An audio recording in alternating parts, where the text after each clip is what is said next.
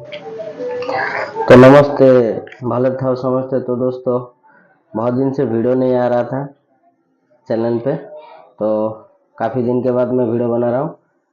तो दोस्तों, आज की जो वीडियो की टॉपिक है वो है अशोक लीलैंड BS6 के बारे में।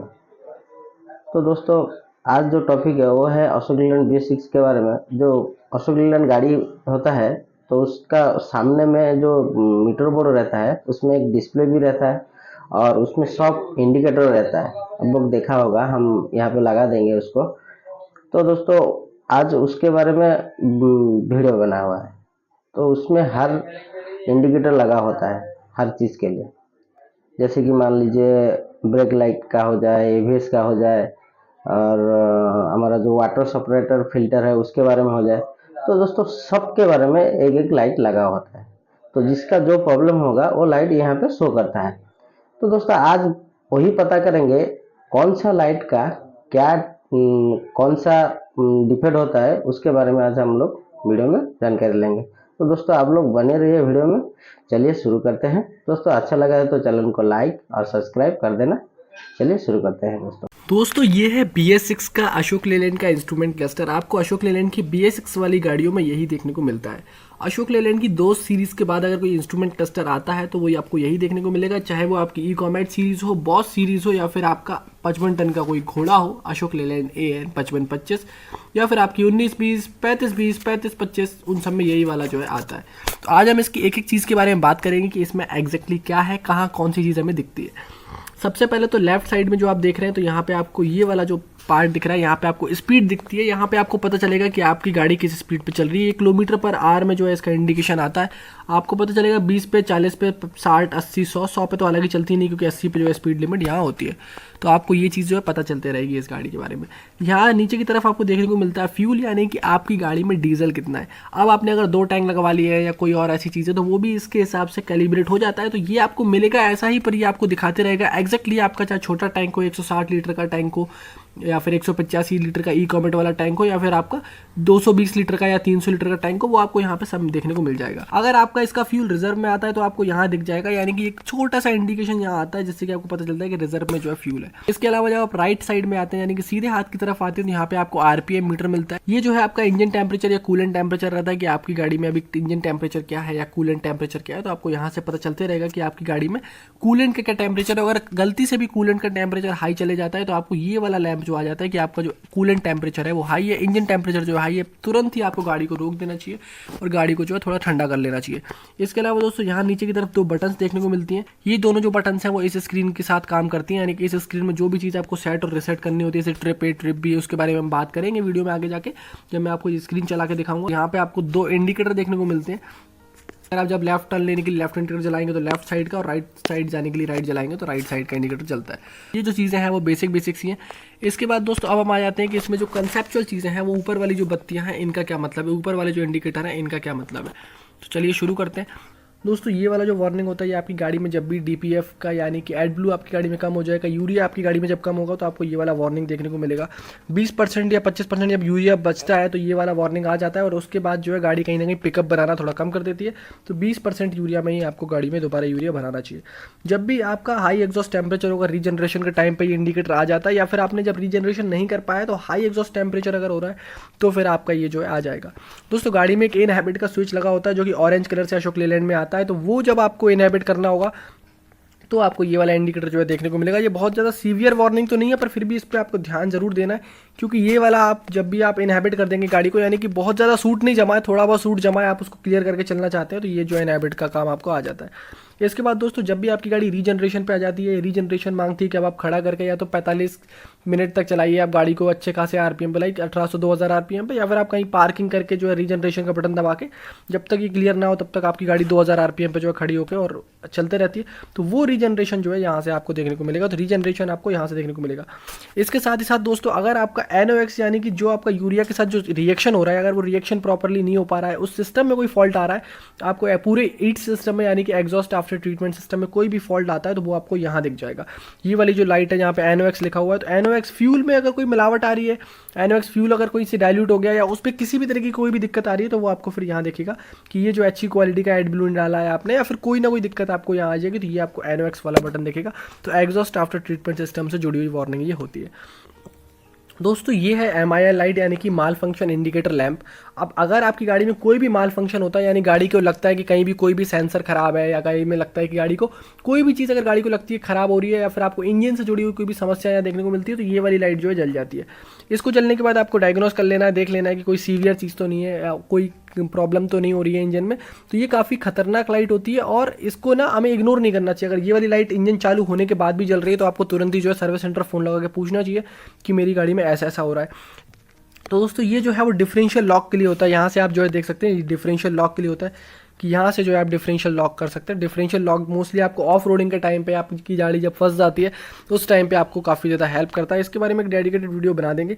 साथ ही साथ अगर आपकी गाड़ी मल्टीपल एक्सल पे चलती है, यानी कि अगर आपकी गाड़ी में एक से ज़्यादा एक्सल पर पावर लगती है, ट्रैक्शन लगता है, जो कि जैसे हमने टिपर्स में देखा है 35-20, 35-25 में हमने देखा है, तो वहाँ पर अगर आपकी गाड़ी में एक से ज़्यादा एक्सल अगर चल रहा है तो फिर आपको ये वाली लाइट देखने को मिलेगी। इसको आप देख सकते हैं कि हमारी गाड़ी में कौन सा एक्सल लगा हुआ है, कौन सा एक्सल नहीं अभी काम कर रहा है।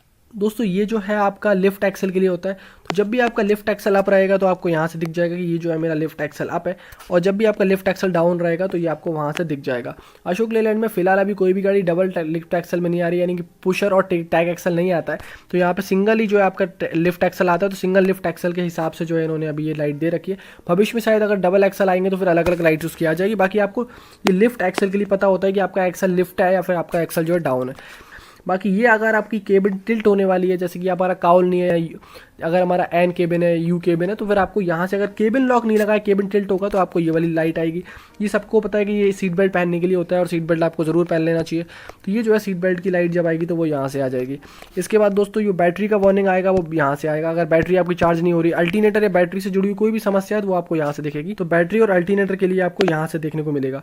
ये आपको 1 और 2 यानी कि 2 बैटरी अगर आपकी गाड़ी में लगी है सीरीज़ में तो आपको फिर वो भी दिख सकता है यहाँ से। तो ये जो है आपको बैटरी दिख जाएगी। बाकी अगर इन दोनों में से कोई भी लाइट आती है तो या तो आपकी बैटरी के साथ कोई फॉल्ट है, बैटरी चार्ज नहीं हो रही, या फिर अल्टरनेटर के साथ प्रॉब्लम है। तो अल्टरनेटर का काम नहीं करेगा तो फिर बैटरी चार्ज कैसे होगी, तो वो चीज़ है। यहाँ पे आपको हाई बीम इंडिकेटर दिखेगा, यानी कि अगर आपकी गाड़ी को आप हाई बीम पे चला रहे हैं तो आपको हाई बीम दिख जाएगा कि आपकी गाड़ी जो है अभी हाई बीम पे, क्योंकि गाड़ी रिकमेंडेड होती है हमेशा लो बीम पे चलाने के लिए। हाई बीम पे आप कुछ स्पेशल कंडीशंस में ही चला सकते हैं, बट इंडिया में हम लोग की आदत खराब है, हम लोग जो है पूरे टाइम हाई बीम पे ही चलाते रहते हैं। दोस्तों ये वाला जो लाइट है ये फ्रंट फॉग लैम्प के लिए है, यानी कि अगर आगे वाले आपके नीचे वाले फॉग लैम्प जल रहे हैं तो आपको ये वाला लाइट दिखेगा। अगर आपके पीछे वाले फॉग लैम्प चल रहे हैं तो आपको ये वाला लाइट दिखेगा। तो ये आपको ध्यान देना है, ये वाला फ्रंट फॉग लैम्प है और ये वाला रियर फॉग लैम्प है। दोस्तों इसके अलावा बहुत अच्छा फीचर है गियर शिफ्ट एडवाइजर। तो गियर शिफ्ट एडवाइजर क्या होता है कि अगर आप मान लीजिए कोई गलत गियर में चला रहे हैं और गाड़ी को लगता है कि एक गियर ज़्यादा होना चाहिए, तो ये वाला आपको ऊपर आएगा, आपको आपका इंडिकेशन आ जाएगा कि आप जो है गियर जो है बढ़ा लीजिए। मान लीजिए आप 5वें गियर में जा रहे हैं, फिर आपको 6ठे गियर में चले जाना है। तो ये आपको देखना है गियर शिफ्ट एडवाइजर से। साथ ही साथ दोस्तों मान लीजिए अगर आप 6ठे गियर में चल रहे हैं और गाड़ी को लग रहा है कि नहीं गियर ज़्यादा बड़ा है, गियर जो है कम होना चाहिए, तो फिर आपकी गाड़ी जो है एडवाइस करेगी आपको कि आप एक जो गियर है जो कम कर दीजिए।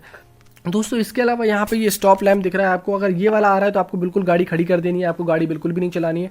स्टॉप लैंप के साथ में मोस्टली एक आध कोई वार्निंग और आती है, ये सिंगल लैंप नहीं आता, इसके साथ में कोई सपोर्टिंग वार्निंग आती है। पर अगर कोई बहुत ज़्यादा ही खराबी होती है, इसको लगता है कि बहुत ज़्यादा कोई मेजर प्रॉब्लम गाड़ी में है, तो फिर वो स्टॉप लैंप आ जाता है। ये वाला जो है वो ट्रैक्शन कंट्रोल के लिए होता है। ये ट्रैक्शन कंट्रोल भी कहते हैं, कोई इलेक्ट्रॉनिक स्टेबिलिटी प्रोग्राम भी इसको कह देते हैं। तो दोस्तों ज़्यादा अंतर नहीं है दोनों ही चीज़ों में, हालांकि हैं दोनों अलग अलग चीज़ें, पर फिर भी हम ये समझते हैं ये हमारी गाड़ी को स्टेबल रखने के काम में आता है, यानी कि आपकी गाड़ी झोंक वगैरह नहीं लेगी, आपकी गाड़ी रोड पे फिसलेगी नहीं।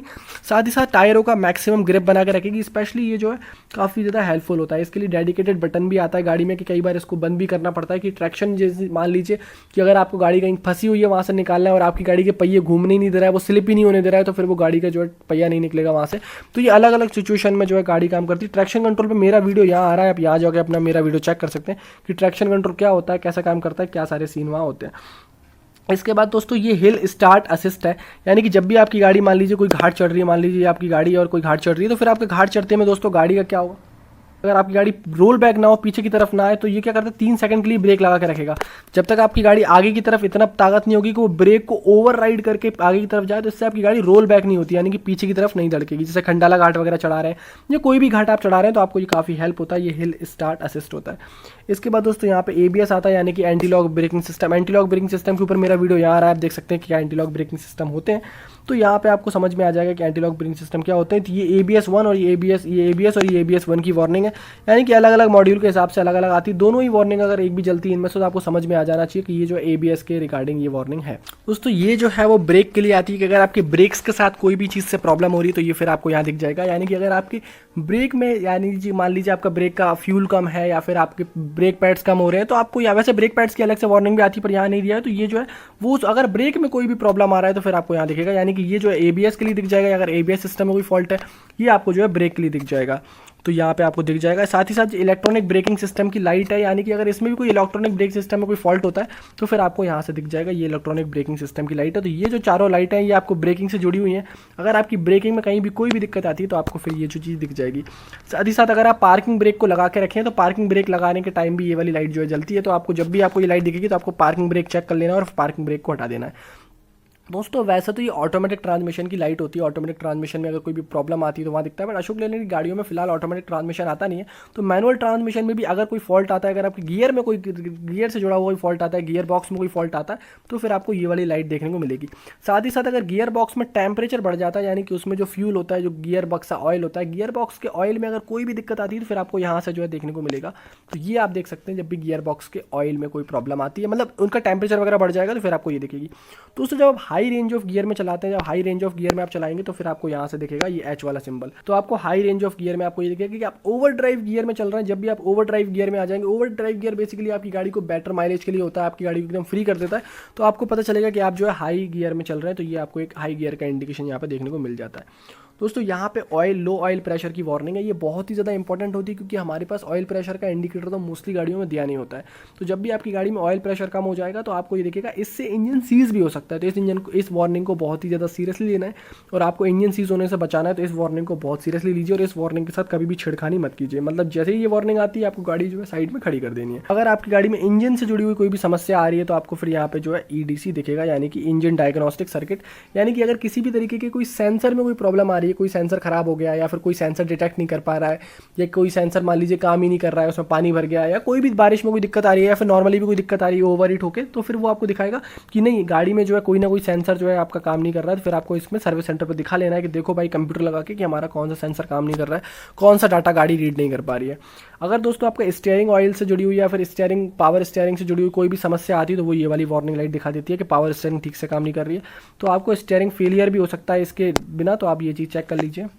दोस्तों अगर आपकी गाड़ी में कूलेंट का लेवल कम हो जाएगा तो आपको ये वाली वार्निंग आएगी। आपको बिल्कुल समझ में आ जाएगा कि भाई कूलेंट जो है हमारी गाड़ी में पूरा नहीं है, तो कूलेंट की आपको रिफिल कर लेना है। तो कूलेंट का जब भी लो कूलेंट इंडिकेटर आएगा तो आपको फिर ये वाला इंडिकेटर देखने को मिलेगा कि कूलेंट जो है वो थोड़ा सा कम है। अगर आपके डीजल टैंक में या फिर आपके डीजल फिल्टर में पानी जमा हो जाता है, हद से ज़्यादा पानी जमा हो जाता है, तो फिर आपको ये वाली वार्निंग देखने को मिलती है कि डीजल में जो है पानी है, डीजल फिल्टर में भी जो है पानी आ गया, तो आपको वो पानी निकाल देना है, वहाँ पे दोबारा से डीजल से उसको साफ वाफ करके फिर जो है लगा देना है। दोस्तों जब भी आप PTO को काम में लेंगे तो फिर आपको ये वाली वार्निंग आएगी। ये बीच में छोटा सा जो गोल दिख रहा है पहियों के बीच में, ये जो है आपके PTO के लिए होता है कि आपका PTO जो है एक्टिवेट हो गया है और इससे कोई जुड़ी हुई कोई दिक्कत आ रही है, PTO से जुड़ी हुई PTO जो है आपका एक्टिवेट हो गया। तो PTO जब भी आप एक्टिवेट करेंगे तो आपको दिखेगा। टिपर्स वगैरह में ज़्यादा काम आता है, साथ ही साथ हैवी जो स्पेशल ड्यूटी व्हीकल्स होते हैं उसमें जो है काफ़ी ज़्यादा काम आता है। अगर आपके एयर फिल्टर में कोई दिक्कत आ रही है तो एयर फिल्टर के लिए ये वाली वार्निंग होती है कि आपकी गाड़ी में जो है हवा इस तरीके से अंदर नहीं जा पा रही। तो हवा जब भी आपकी गाड़ी में अंदर नहीं जा पाएगी तो आपको ये एयर फिल्टर वार्निंग दिखेगी, ये वाली वार्निंग दिखेगी।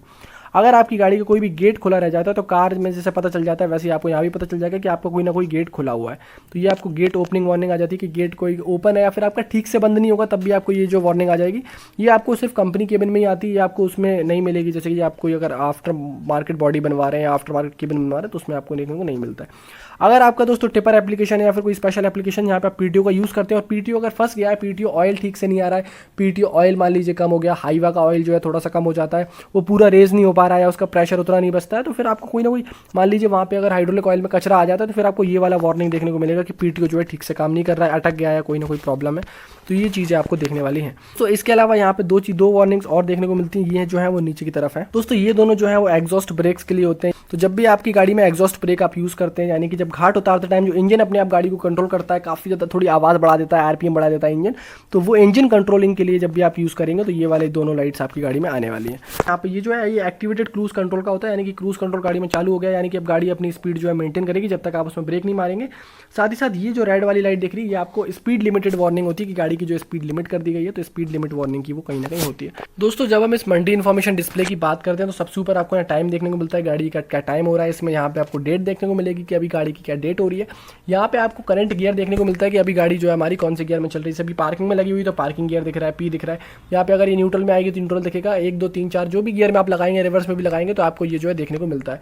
यहाँ पे आपको वार्निंग भी देखने को मिलती है जब आप बैक गियर में लगाते हैं, जब आप गाड़ी जो है बजर वगैरह बजने लगते हैं कि गाड़ी जो है कितने सेफ डिस्टेंस पे है, तो डिस्टेंस वाइज आपको वो चीज़ देखने को मिलती है। यहाँ पे आपको देखने को मिलता है कि आपकी गाड़ी टोटल कितने घंटे चली है, तो आपको देखने को मिलेगा कि अभी जैसे 34 घंटे के आसपास ये जो इंजन चला हुआ है, तो आपको कितने घंटे इंजन चला हुआ है वो दिख जाएगा, कितने किलोमीटर टोटल गाड़ी चली हुई है वो आपको यहाँ डिजिटली दिख जाता है। इसके बाद दोस्तों यहाँ पे उल्टे हाथ पे अगर देखेंगे तो आपको प्रेशर दिखेगा, सीधे हाथ पे देखेंगे तो भी प्रेशर दिखेगा। ये आपके दोनों ही तरफ के एयर प्रेशर टैंक में जो है प्रेशर है कि आपकी गाड़ी में भी कितना एयर प्रेशर है। इसके अलावा दोस्तों नीचे की तरफ आपको एडब्ल्यू या यूरिया देखने को मिल जाता है कि अभी आपकी गाड़ी में यूरिया कितना है, जैसे इसमें 39% जो है यूरिया है, तो अभी इसमें जो 39% यूरिया के बारे में बात चल रही है, 39% यूरिया है। अगर आपकी गाड़ी में 25% से कम यूरिया होता है तो आपको यूरिया दोबारा डलवा लेना है, क्योंकि उसके बाद आपकी गाड़ी का पिकअप वगैरह कम हो जाता है। आपकी गाड़ी 20 की स्पीड में लिमिट हो जाती है, 20 से लेकर 15 की स्पीड में जो गाड़ी चलती है, पावर वगैरह टॉर्क वगैरह सब खत्म हो जाता है, लगभग ना के बराबर धुआं जो है गाड़ी निकालती है। तो और अगर जब आप दोस्तों जिस हिसाब से गाड़ी चला रहा है आपका ड्राइवर, आप खुद चला रहे हैं, तो उस हिसाब से जो है आपको दिखता है कि ये जो तीनों इंडिकेटर है ये आपको दिखा रहा है कि बहुत बढ़िया गाड़ी जो है अभी तक चला के जो भी बंदा लेके आ रहा है वो लेके आ रहा है। इसके अलावा दोस्तों ये 2 भी आ सकते हैं, 1 भी आ सकता है ऊपर की तरफ, और ये 1 नीचे की तरफ भी आ सकता है, 2 नीचे की तरफ भी आ सकता है, और तीनों नीचे की तरफ भी आ सकते हैं। मतलब कि आप जिस हिसाब से गाड़ी चलाएंगे उस हिसाब से ये जो है इंडिकेटर थम्स अप दिखता है, ये आपको दिखाएगा कि आप गाड़ी किस हिसाब से चला रहे हैं। इसके हिसाब से माइलेज वगैरह भी जो है इकोनॉमी पर डिपेंड फर्क पड़ता है। दोस्तों अगर मैं आपको यहाँ बताऊँ तो आप देख सकते हैं कि गाड़ी की एवरेज स्पीड क्या रही है, आपको ऑयल प्रेशर अभी कितना है, बैटरी का वोल्टेज कितना है।